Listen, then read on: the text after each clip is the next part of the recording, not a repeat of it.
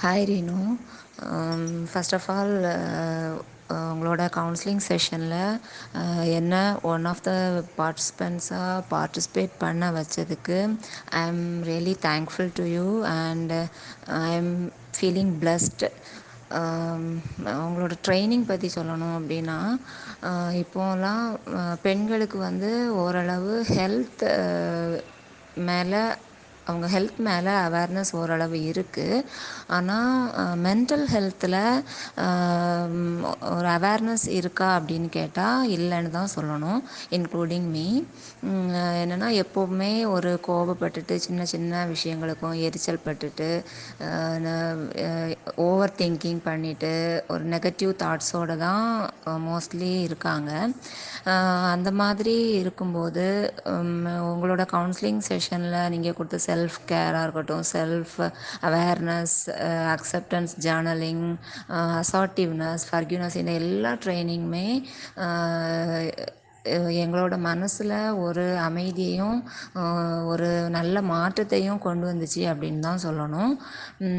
இந்த 21 டேஸில் எங்களையும் எங்களுக்கு புரிய வச்சு எங்களை சுற்றி இருக்கிற நபர்களையும் எப்படி புரிஞ்சிக்கணும் அப்படின்னு புரியும்படியாக ஒவ்வொரு லெசன் மூலமாகவும் எங்களுக்கு புரிய வச்சிங்க நீங்கள். முக்கியமாக சொல்லணும்னா அந்த ஃபர்கிவ்னஸ் ப்ராக்டிஸ் வந்து இப்போது ஒருத்தங்க மேலே நமக்கு கோபம் இருக்குது அப்படின்னா அவங்கள வந்து இவங்கள நம்ம மீட் பண்ணவே கூடாது, வாழ்க்கையில் நினச்சாலே எரிச்சல் வருது, அந்த மாதிரி தான் எப்போவுமே ஃபீல் பண்ணிகிட்ருப்போம். இது மூலமாக என்னமோ நம்ம அவங்களுக்கு பனிஷ்மெண்ட் கொடுக்குறதா நமக்கு மனசில் ஒரு திருப்தி பட்டுப்போம். ஆனால் உண்மை என்னென்னா நம்ம தான் நம்மளை அந்த தாட்ஸ் மூலமாக நம்மளை தான் நம்ம ஹர்ட் பண்ணிகிட்ருக்கோங்கிற உண்மையை எங்களுக்கு புரிய வச்சிங்க. இந்த ஃபர்கிவ்னஸ் ப்ராக்டிஸ் மூலமாக அவங்கள எப்படி மன்னிக்கிறது மூலமாக நம்ம எப்படி அமைதியாக இருக்கிறதுங்கிறத ரொம்ப அழகாக எங்களுக்கு எக்ஸ்பிளைன் பண்ணி எங்களுக்கு ட்ரைனிங் கொடுத்தீங்க. Really it works. அப்புறமா எல்லாருக்குமே நெகட்டிவ் சைடு அப்படின்னு ஒன்று இருக்கும். கோபம், பொறாமை, அடுத்தவங்கள ஹர்ட் பண்ணிவிட்டு தானும் ஹர்ட் ஆகி அந்த மாதிரி ஒரு தனக்குன்னு நான் இப்படி தான் அப்படின்னு ஒரு கேரக்டரை வச்சுட்டு இருப்பாங்க.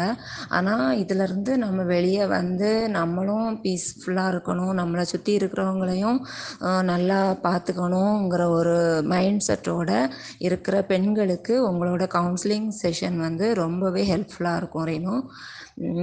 அண்டு லாஸ்ட் திங்காக என்ன சொல்லணும்னா, மனுஷனை வந்து பண்படுத்துறது அப்படிங்கிறது மிக நுட்பமான சிலையை செதுக்கிறத விட கடினமான ஒரு பணி.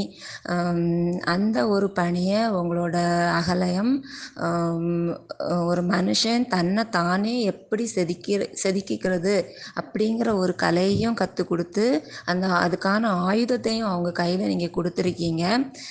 உங்களோட இந்த பணி மேலும் மேலும் சிறப்பாக கண்டினியூ ஆகிட்டே இருக்கணுங்கிறதுக்காக நான் மனசார வாழ்த்திக்கிறேன் ரீனு. இன்னொரு விஷயம், உங்களுடைய வரிகள் தான் இதை நான் சொல்லியே ஆகணும்.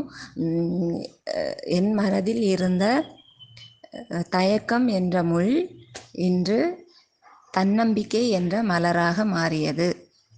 தேங்க்யூ ரீனு.